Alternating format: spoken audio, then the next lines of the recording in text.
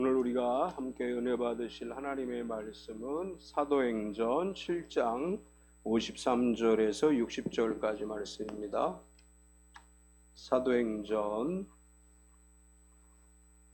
7장 54절에서 60절까지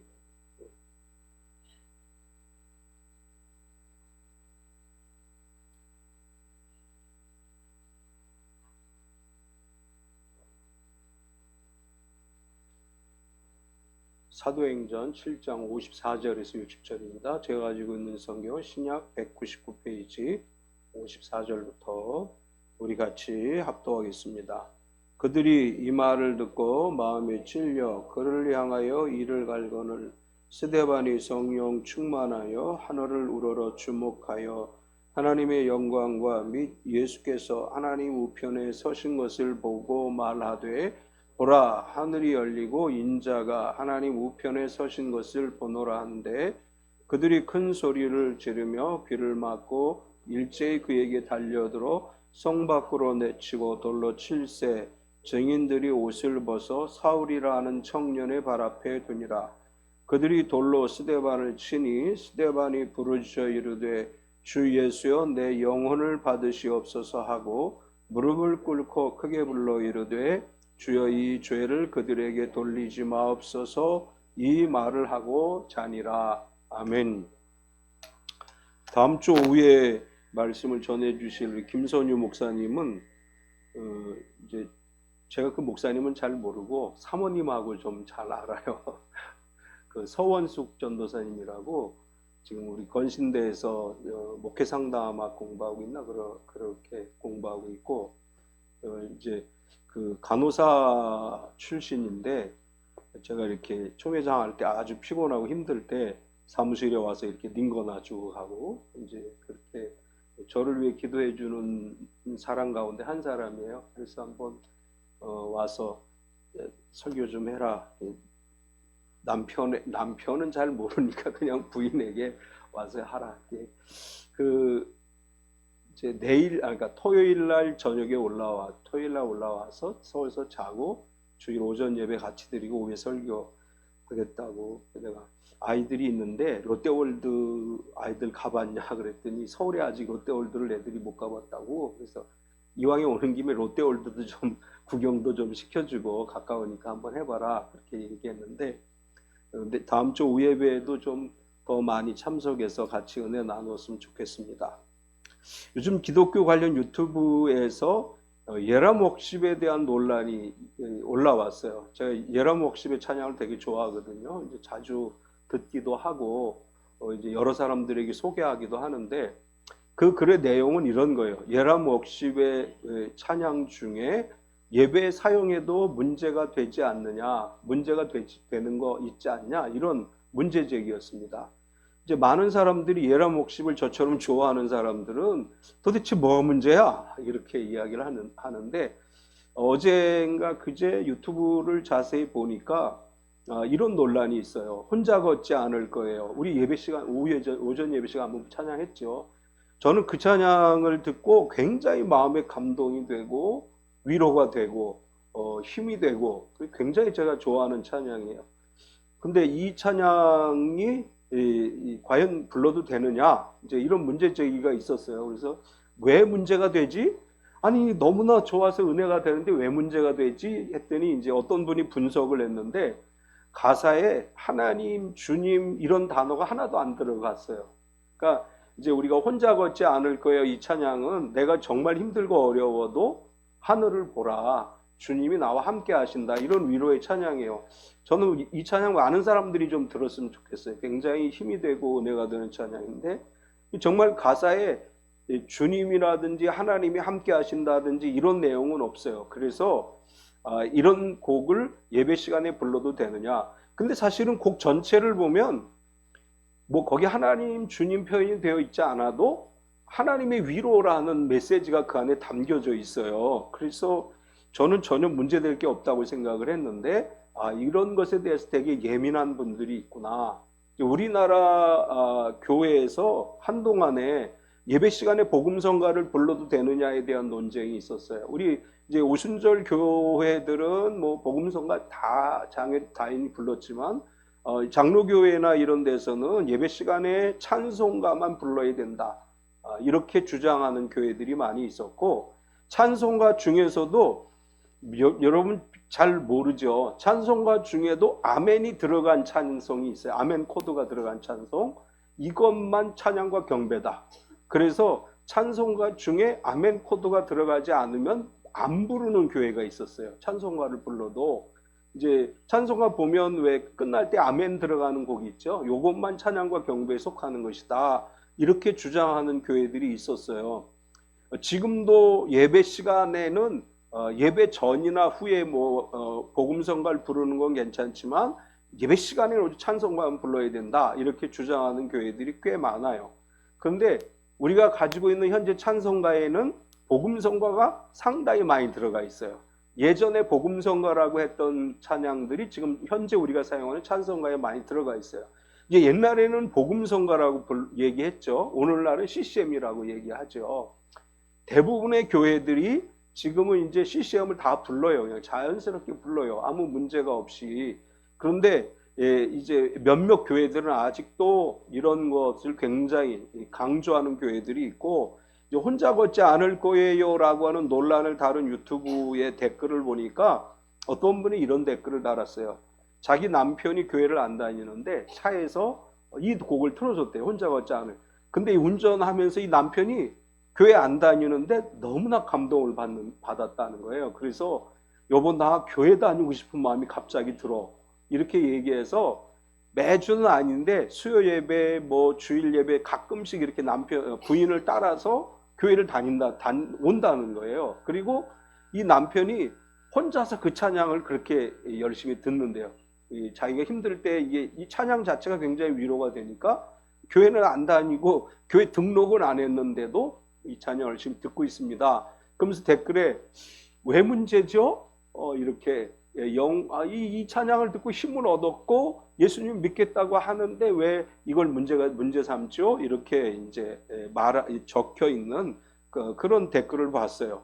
이제 반대 입장을 가진 분들도 이해가 되기는 해요. 예배학의 관점에서 보면 그렇게 문제가 있다라고 이야기할 수도 있어요. 그런데 우리 찬양의 시조라고 하면 누구를 들 수 있어요? 다윗을 들 수 있죠. 다윗의 찬양들을 보면 찬양과 경배도 있지만 하나님께서 나를 위로해 주셨습니다. 이런 고백들이 있어요. 다윗의 시편 가운데. 그리고 불평하는 것도 있어요. 한밤중에도 나에게 응답하지 않으시고 꿈으로도 말씀하지 않으시고 다윗이 시편에서 그렇게 고백을 했어요. 찬양은 우리가 아주 하나님을 찬양하는 찬양과 경배도 있지만 내 신앙 고백도 찬양이 들어있는 거예요. 그리고 내가 위로받는 거, 하나님을 통해서 내가 위로받은 고백도 들어가는 것이고 또 전도를 위한 내용도 들어가는 것이고, 그래서 물론 이제 아주 엄격하게 예배학적 관점에서 이제 곡을 선택해야 된다라고 하는 것도 틀린 건 아니지만 우리는 내가 위로를 받고 힘을 얻을 수 있으면 모든 찬양을 통해서 하나님의 영광을 돌릴 수 있고, 오히려 혼자 걷지 않을 거예요를 통해 남편이 예수님을 만나게 되는 역사도 일어날 수 있다면 우리는 얼마든지 그것을 통해서 하나님의 영광을 드러낼 수 있습니다. 오늘 이제 본문에 들어가기 전에 요즘 한 2, 3주 정도 누가 올려놨어요. 예람옥십이 문제가 없나요? 그래서 자세히 안 읽어서 왜 문제가 있어 안 보다가 어젠가 그제 보면서 이런 논란들이 있었구나. 그렇지만 우리의 찬양은 하나님의 영광을 그리고 나의 신앙 고백을 내가 위로받는 것, 전도하는 것이 다 포함될 수 있다. 이런 이야기를 먼저 나눕니다. 본문으로 돌아가서 초대교회가 7분의 집사님을 세우고 이제 사역의 변화가 일어나죠. 이 7 집사님 중에 선두에 서신 분이 바로 스데반 집사님인데, 지난번에 그러니까 지난주 추석이니까 아니고 그 전주에도 우리 스데반 집사님 이야기를 나눴습니다. 스데반 집사님의 이야기는 6장 절반 그리고 7장이 되게 길죠. 1절에서 60절까지 있는데 이 내용이 스데반 집사님의 내용이에요. 사도행전을 읽어보면 서두에는 베드로와 요한 사도, 그 중에서도 베드로 사도의 이야기가 많이 기록되어 있죠. 그리고 뒤로 가면 바울의 이야기가 나오죠. 거의 뭐 바울 사도의 이야기예요. 그런데 특이하게도 집사님으로 임명된 스데반 집사님의 이야기는 6장 절반 그리고 7장 60절에 걸쳐서 아주 길게 이 스데반 집사님의 이야기를 기록하고 있습니다.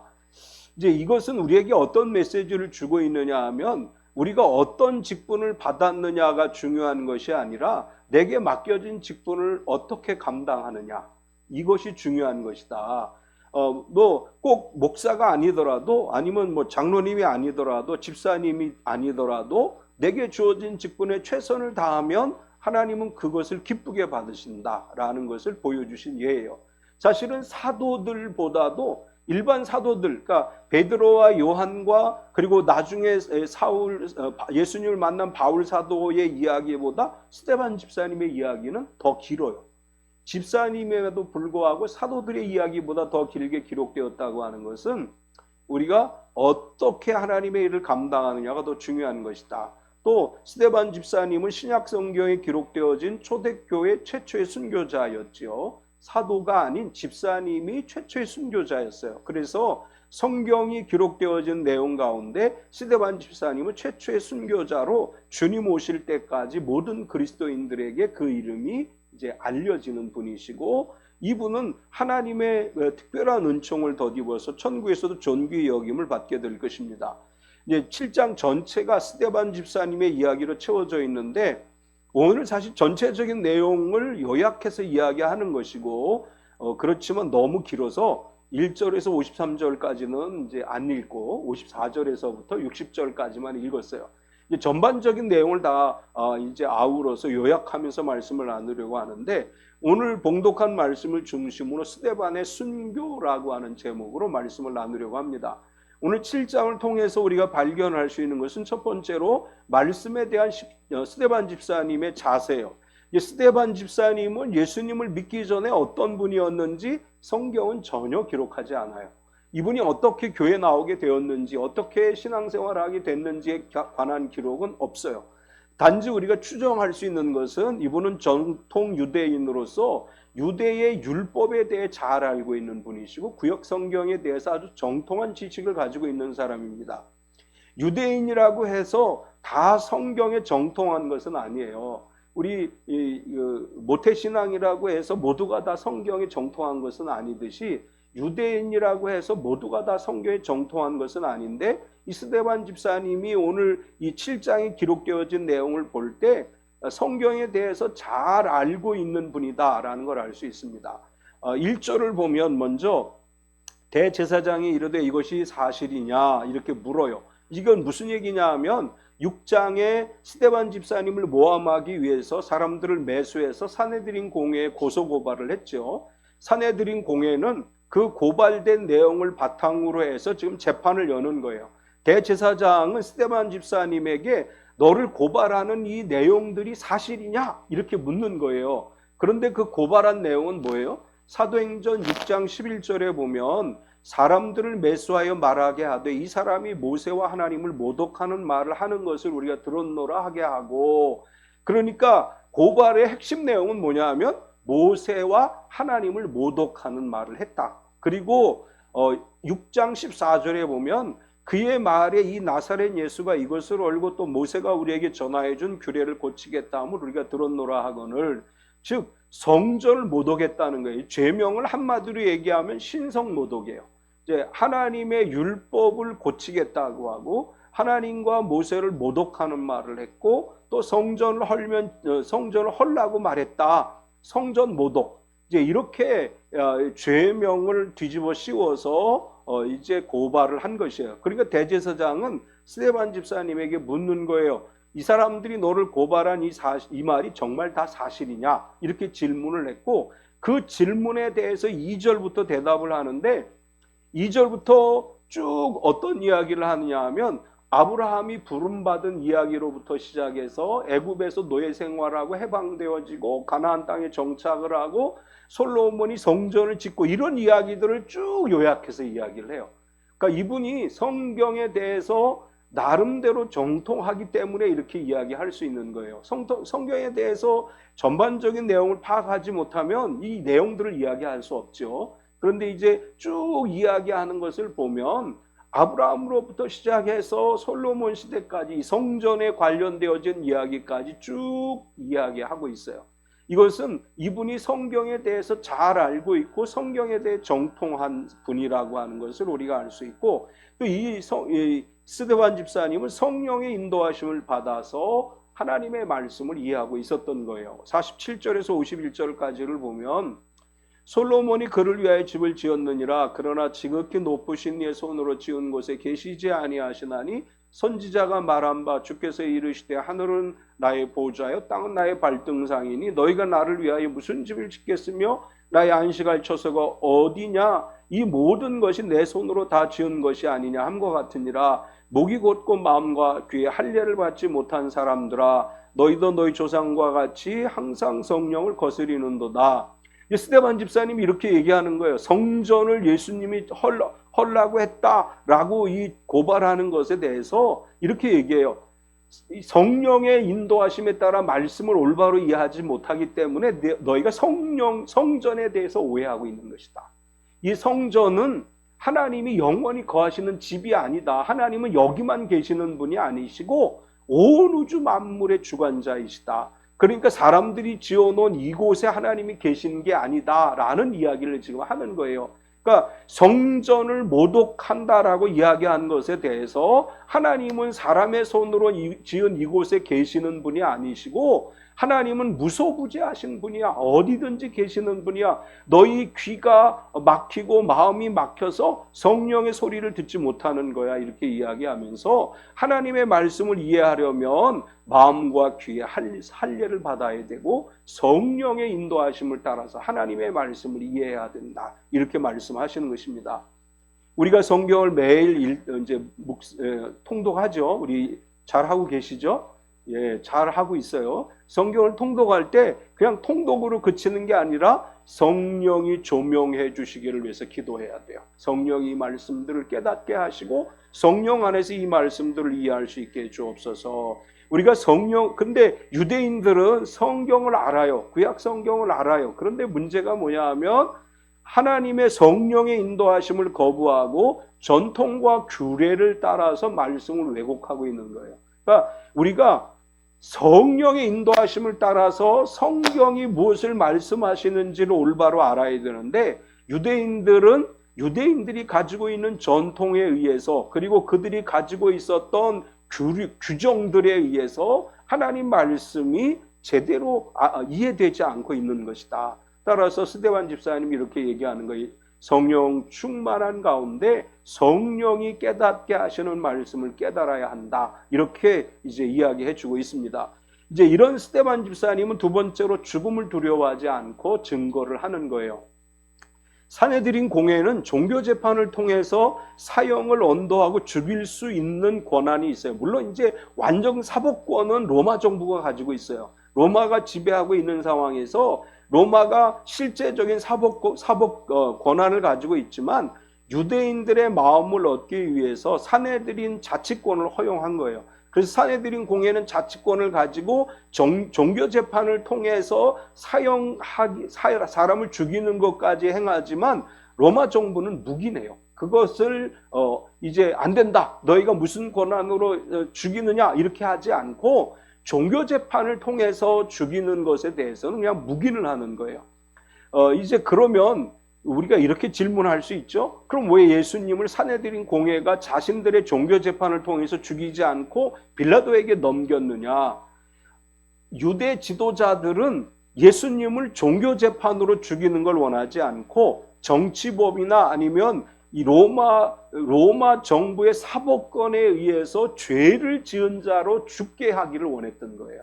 그러니까 이 사내들인 공회가 단순히 종교적인 문제로 죽이면 예수님 죽인 것에 대한 논란이 계속 일어날 수 있으니까 자신들은 뒤로 빠지고 사법권을 가진 빌라도에게 넘겨요. 빌라도가 이렇게 얘기하잖아요. 너희가 처리해라. 너희가 할 수 있지 않느냐 이렇게 얘기할 때 사내들인 공회는 아니다. 이 사람은 종교적인 재판이 아닌 로마 정부의 판결에 의해서 사형을 해야 된다라고 이야기를 하는 거예요. 그래서 예수님은 자신들이 처형할 수 돌을 던져 죽일 수 있음에도 불구하고 그렇게 하지 않았어요. 반면에 스데반 집사님은 거기서 그들이 종교 재판을 통해 죽이려고 했던 거예요. 이제 이런 상황을 잘 알고 있는 이 스데반 집사님은 핍박자들 앞에서도 조금도 굴하지 않고 말씀을 선포해요. 52절과 53절을 보면 너희 조상들이 선지자들 중에 누구를 박해하지 아니하였느냐? 의인이 오시리라 예고한 자들을 그들이 죽였고 이제 너희는 그 의인을 잡아준 자의 살인한 자가 되나니 너희는 천사가 전한 율법을 받고도 지키지 아니하였도다 아니라. 스데반 집사님은 종교재판석에 있는 그 산헤드린 공회원들에게 너희 조상들은 선지자를 박해하고 죽이기까지 하지 않았느냐 이렇게 얘기해요. 너희도 마찬가지야. 너희 조상들이 선지자들을 박해하고 죽인 것처럼 선지자들이 오리라고 예언한 그분을 너희가 잡아서 죽게 만들지 않았니? 이렇게 얘기하는 거예요. 너희는 그 의인을 잡아준 자의 살인한 자다. 예수님은 하나님의 보냄을 받은 그리스도인이고 무흠하시고 무죄하신 죄가 없으신 분임에도 의로운 분임에도 불구하고 너희가 죽게 만들지 않았니? 이렇게 얘기하는 거예요. 사실은 스데반은 자신을 이 사람들이 죽일 수 있다는 걸 알면서도 아주 담대하게 너희는 그리스도를 너희가 죽였다 이렇게 얘기하는 거예요. 이제 계속해서 이 스데반 집사님은 이렇게 얘기하죠. 너희는 천사가 전한 율법을 받고도 지키지 아니하였도다. 이건 이제 무슨 얘기냐 하면 유대인들이 율법을 알아요. 그렇지만 자신들은 율법을 지킨다고 하지만 사실은 예수님은 그들을 뭐라고 비판했어요? 외식주의자들이라고 비판했어요. 말씀을 알고는 있지만 형식적으로만 말씀을 지킨다. 스데반 집사님 똑같은 얘기예요. 너희가 천사가 전한 율법을 받았지만 지키지 않았어. 이 말은 너희는 외식주의자야. 이렇게 비판을 하는 거예요. 스데반 집사님이 이렇게 말한 궁극적인 목적은 회개하고 예수 그리스도를 영접하게 하기 위한 것입니다. 예수님은 이 스데반은 그들을 정죄하려고 이런 이야기를 하는 게 아니고 그들이 죄를 깨닫기를 원하는 거예요. 너희가 무슨 죄를 지었는지 깨달아야 되고 너희가 죄 없으신 그리스도를 죽였다는 사실을 깨닫고 너희가 돌아서서 예수님을 영접해야 된다. 이런 의미로 말씀을 지금 전하고 있는 것입니다. 이제 스데반 집사님이 산헤드린 공회에서 하신 이야기와 성령 강림 사건이 있은 후에 베드로 사도가 설교한 이야기는 맥락이 같죠. 베드로도 이렇게 얘기해요. 너희가 그를 죽였다. 이렇게 얘기해요. 스데반 집사님도 똑같은 얘기를 해요. 너희가 의인을 잡아서 죽게 만들었다. 이 얘기는 마음의 찔림을 받고 회개하고 예수님을 영접하게 하려는 스데반 집사님의 의도인 것을 알 수 있습니다. 이제 그럼에도 불구하고 이 세 번째 무리들의 반응이 나와요. 이 무리들은 어떻게 반응해요? 스데반 집사님의 이야기를 듣고 그래 우리가 잘못했어. 우리가 정말 그리스도를 죽였어. 이렇게 얘기하는 것이 아니고 마음에 찔려 이를 갈아요. 54절을 보면 그들이 이 말을 듣고 마음에 찔려 그를 향하여 이를 갈거늘. 공회원들은 지금 재판을 하려고 세워놨더니 이 스데반 집사님이 자신들을 비판해요. 그러니까 마음에 찔림을 받아요. 그런데 찔림을 받았는데 어떤 현상이 일어나요? 이를 갈아요. 베드로 사도가 설교했을 때 사람들이 찔림을 받았는데 어떤 반응을 해요? 사도행전 2장 37절을 보면 그들이 이 말을 듣고 마음에 찔려 베드로와 다른 사도들에게 물어 이르되 형제들아 우리가 어찌할까 하거늘. 베드로 사도가 같은 이야기를 했을 때 베드로의 설교를 듣던 사람들은 마음에 찔림을 받아서 우리가 어찌할꼬 이렇게 고백을 하고 너희가 회개하고 예수 그리스도의 이름으로 세례를 받으면 하나님이 성령의 선물을 너에게 주실 것이다. 이렇게 이야기하며 당일에 3,000명이 예수님을 믿는 역사가 일어났어요. 반면에 스데반 집사님의 말을 들은 종교 지도자들은 마음에 찔려 이를 갈기 시작해요. 이를 갈았다는 건 뭐예요? 분노한다는 거죠. 막 듣고 깨닫는 게 아니고 자기의 잘못을 지적하니까 화가 나는 거예요. 우리도 사실 그런 게 좀 있죠. 누가 내가 잘못한 거 이야기하면 그래 나 잘못했어 이렇게 반응 안 하고 저것이 감히 나에게 저런 소리를 해? 이런 반응이 있어요. 우리에게도. 그런데 이 찔림을 받고 나서 분노하는 것이 아니라 사실은 회개해야 되죠.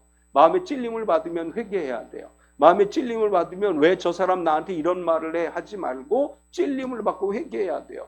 찔림을 받고 이를 갈고 있던 그들은 큰 소리를 지르며 귀를 막았어요. 57절을 보면 그들이 큰 소리를 지르며 귀를 막고 일제히 그에게 달려들어 이를 가는 것뿐만 아니라 귀를 막아요. 그리고 큰 소리를 질러요. 이게 무슨 얘기냐 하면 스데반 집사님에게 더 이상 이야기하지 말라는 거예요. 스데반 집사님이 이야기하는 거 못 듣겠다는 거예요. 너 그 말 하지 마. 더 이상 네 말 안 들을 거야. 이렇게 하는 거예요. 요즘 새벽기도 시간에 열왕기하를 살펴보고 있는데 열왕기상이나 열왕기하의 유대의 왕들의 특징이 뭐냐 하면 처음에 왕이 됐을 때에는 하나님의 말씀에 잘 따르는 왕들이 있어요. 그런데 시간이 지나서 왕권이 강화되고 권력이 강화되면 그 다음부터 선지자들의 말을 안 들어요. 선지자들을 오히려 죽여요. 처음에 하나님을 잘 믿는 것 같은데 어느 순간부터 하나님의 말씀을 듣지 않으려고 해요. 우리의 신앙이 하나님 앞에 늘 열려 있는 귀가 돼야 돼요. 우리 교회에서 우리 이제 오래된 예수님 오래 믿은 성도님들에게 꼭 하고 싶은 얘기는 이거예요. 젊은 성도들의 이야기를 좀 들어주라. 젊은 사람들, 교회에 나온 지 얼마 안 된 사람들이 하는 말에 귀를 좀 기울여 주라. 우리는 이런 게 있어요. 누가 뭐 말하면 무조건 야단을 치려고 하는 경향이 있고 자꾸 우리는 이렇게 신앙생활 했어라는 이야기를 하고 싶어해요. 어른 성도들은 젊은이들과 아이들의 말을 들어줄 수 있어야 돼요. 큰 소리를 지르고 귀를 막지 마세요. 이야기하는 걸 잘 들어주세요. 어떤 말을 하는지 좀 받아주시고 그리고 좀 보듬어 주시고 함께 기도해 주세요. 그것이 하나님이 원하는 거예요. 물론 뭐 스데반 집사님과의 상황은 다르지만 우리 귀를 막는 성도가 되지 맙시다. 그리고 사람들에게 마음을 열고 귀를 열고 하나님 말씀을 향해 마음을 열고 귀를 열어 하나님의 말씀을 듣는 믿음의 사람들이 되십시다. 분노한 그들은 어떻게 해요? 스데반 집사님을 성 밖으로 끌어내어 돌로 쳐 죽였어요. 58절을 보면 성 밖으로 내치고 돌로 칠세 증인들이 옷을 벗어 사울이라는 청년의 발 앞에 두니라. 공회원들은 이제 사람들을 충동해서 이 자는 신성모독한 자야 끌고 나가서 죽여 이렇게 이야기하고 성 밖으로 끌고 가서 사람들이 돌로 쳐 죽여요. 거기에 누구도 있었다? 사울도 있었다고 이야기를 해요. 그들은 자신들이 한 일에 대해 죄의식이 없어요. 오히려 신성모독하는 종교적으로 잘못된 사람을 우리가 처단했다 이렇게 생각을 해요. 우리 기독교 역사를 보면 중세시대 때 캐토릭이 마녀 사냥을 했지요. 자기들의 마음에 맞지 않으면 종교재판을 향해서 화형을 시켜버리고 막 이런 짓을 했어요. 하나님은 그렇게 하는 것을 기뻐하지 않으셔요. 하나님은 사랑하고 용서하고 이해하고 덮어주고 돌아오도록 이끌어주기를 원하시는 것이지 이렇게 사람을 정죄하고 사람들을 처단하고 이건 하나님의 방법이 아니에요. 지난주에 재윤이가 저한테 이렇게 물어봐요. 목사님, 구약의 사랑과 신약의 사랑은 같은가요? 다른가요? 이렇게 물어봐요. 여러분 뭐라고 대답하시겠어요? 제가 이렇게 얘기했어요. 그래, 재윤아, 구약의 사랑과 신약의 사랑은 보면 좀 달라. 왜 다르냐 하면 구약은 하나님께서 이제 이스라엘 민족이 애굽에서 출애굽하고 광야를 거치고 가나안 땅에 들어가서 하나의 민족을 세워가는 과정 속에 하나의 공동체를 세우려니까 엄격한 규정이 필요했던 거야. 그래서 이것이 지켜지지 않으면 이 민족이 와해될 수 있기 때문에 이제 출애굽한 이스라엘이 광야를 거쳐 이스라엘에 들어가서 살고 나라를 세우고 이러는 동안은 하나님이 아주 엄격한 율법을 가지고 어떻게 보면 좀 잔인해 보일 수도 있는 이제 그렇게 구약은 기록되어진 거고 신약 성경은 예수님께서 이 땅에 오셔서 우리를 위해 모든 걸 내어주신 사랑을 보여주신 거야. 그래서 보기에 따라서 구약의 사랑과 신약의 사랑이 좀 다르게 느껴질 수 있어. 그러나 하나님의 사랑은 같은 거야. 제가 이렇게 얘기해 줬더니 이해가 되니? 그랬더니 네. 그렇게 대답을 해요. 그렇게 한번 생각해 본 적 있으세요? 구약의 사랑과 신약의 사랑이 같은가 다른가? 잘 생각 안 하죠? 이제 젊은 사람들의 사고방식이 다르다는 거 이제 제가 다시 재윤이를 통해서 느꼈는데 오늘은 우리가 율법주의적 사랑이 아니에요. 그리스도의 사랑을 가지고 살아가는 시대예요. 네 번째로는 순교당하는 스데반 집사님의 모습이에요. 돌에 맞아 순교당하시는 상황에서 스데반 집사님은 어떻게 하셨어요? 성령 충만하여 하늘을 우러보았습니다. 55절 56절을 보면 스데반이 성령 충만하여 하늘을 우러러 주목하여 하나님의 영광과 및 예수께서 하나님 우편에 서신 것을 보고 말하되 보라 하늘이 열리고 인자가 하나님 우편에 서신 것을 보노라 한데, 이제 스데반 집사님은 순교하려는 상황이에요. 그런데 하나님께서 그의 눈을 열어주심에 하늘이 보이기 시작했어요. 하나님의 보좌가 보였어요. 그리고 하나님 보좌 우편에 계신 예수님을 보게 됐어요. 56절에 인자가 하나님 우편에 서신 것을 보노라 하는데, 인자는 예수님을 얘기하는 거예요. 하나님께서 스데반 집사님의 눈을 열어서 순교하기 직전에 성령 충만한 가운데 하늘을 보게 하셨어요. 그리고 돌에 맞아서 이제 순교하실 때 스데반 집사님이 기도를 하시는데 두 가지 기도를 하셨어요. 첫째는 주 예수여 내 영혼을 받으시옵소서. 59절을 보면 그들이 돌로 스데반을 치니 스데반이 부르짖어 이르되 주 예수여 내 영혼을 받으시옵소서. 예수님도 십자가상에서 같은 기도를 하셨죠. 누가복음 23장 46절에 보면 예수께서 큰 소리로 불러 이르시되 아버지 내 영혼을 아버지 손에 부탁하나이다 하고 이 말씀을 하시는 숨지시니라. 스데반 집사님 마지막 순간에 하나님 앞에 이렇게 기도합니다. 예수님 나의 영혼을 받아 주옵소서. 우리가 이 땅의 삶을 마감하고 주님의 부름을 받을 때 우리도 그렇게 기도할 수 있어야 돼요. 하나님이여 내 영혼을 받아 주시옵소서. 우리가 갈 곳은 천국이에요. 우리는 다 주님 품에 안겨서 주님과 더불어 영원히 살아가게 될 줄로 믿습니다.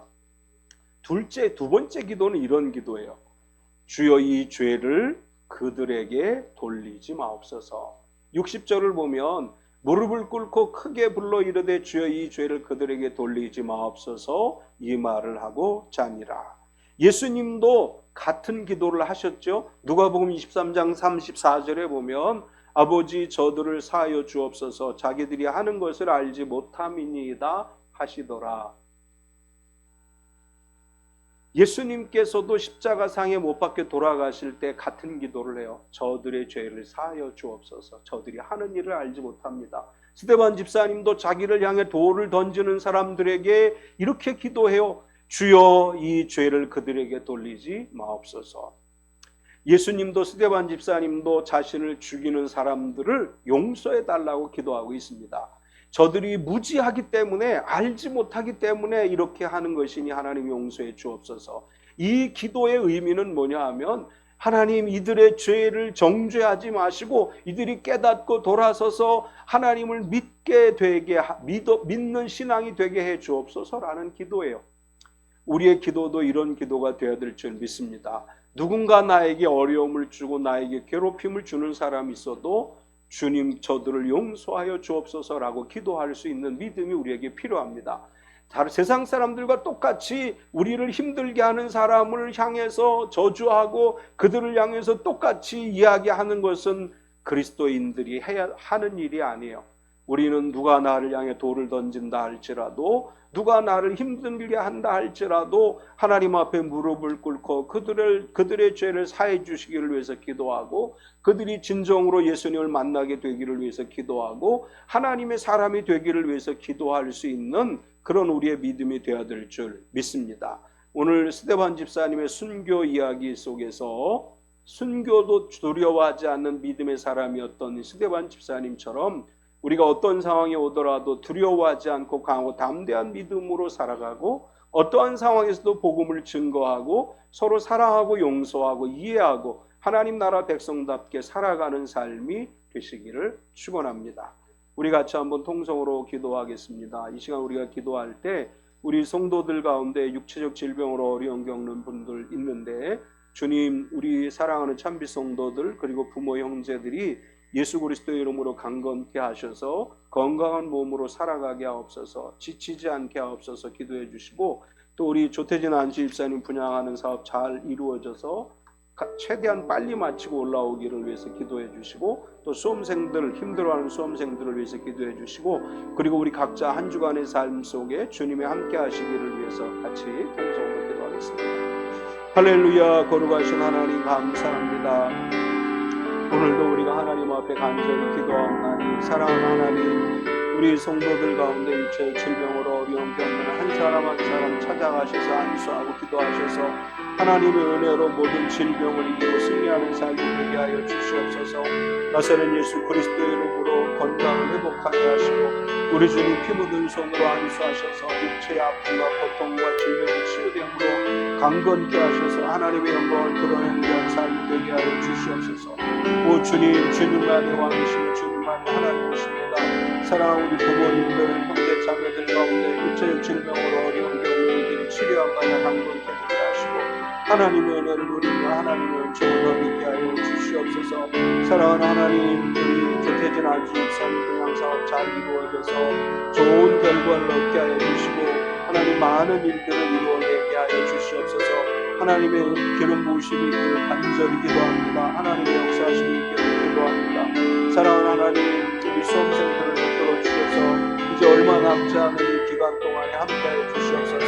특별히 하나님, 이제 수시위 특별 전형 또 이런 여러 가지 상황들이 10월부터 이루어집니다. 하나님 도와주셔서 좋은 결과를 얻게 하시고 하나님의 영광을 드러내게 하여 주시옵소서. 우리의 삶 속에 하나님 함께하셔서 이번 한 주간도 주님과 동행하는 한 주간이 되게 하시고 주님의 은혜를 누리며 살아가는 한 주간의 삶이 되게 하여 주시옵소서. 또 하나님 진실로 하나님의 도우심이 필요합니다. 하나님의 기름 부으심이 필요합니다. 하나님의 임재하심이 필요합니다. 하나님의 역사하심 가운데 오직 살아가는 우리 삶이 되게 하여 주시고 언제나 주님만 바라보고 의지하며 살아가는 그런 삶이 되게 하여 주시옵소서. 오직 주님을 의지합니다. 주님을 바라봅니다. 주의 임재하심 앞에 서게 하여 주시옵소서. 오직 하나님 앞에 우리가 믿음으로 서서 강하고 담대한 믿음으로 승리하는 삶이 되게 하여 주시옵소서. 주님 감사합니다. 주님 감사합니다. 사랑하는 하나님, 우리 참비 성도들을 치료하여 주시옵소서. 특별히 우리 배정옥 권사님 건강을 회복하게 하여 주시옵소서. 우리 김태현 집사님 건강을 회복하게 하여 주시옵소서. 우리 김남순 어머니, 김세연 어머니 건강을 회복하게 하여 주시옵소서. 사랑하는 주님, 우리 조태진 안집사님 분양사업이 잘 이루어지게 하여 주시옵소서. 사랑하는 하나님, 우리 재윤이와 또 세경이와 규림이를 붙들어 주셔서 이제 이루어지는 모든 입시 과정 가운데 함께하여 주시옵소서. 2주간 유럽으로 출장 간 우리 차진선 집사님 붙들어 주시옵소서. 또 우리 사랑하는 성도들 한 주간을 살아감에 있어서 어느 곳에 있든지 무엇을 하든지 성령의 도우심으로 감사하고 기뻐하며 살아가는 한 주간이 되게 하여 주시옵소서. 예수님의 이름으로 기도드리옵나이다. 아멘.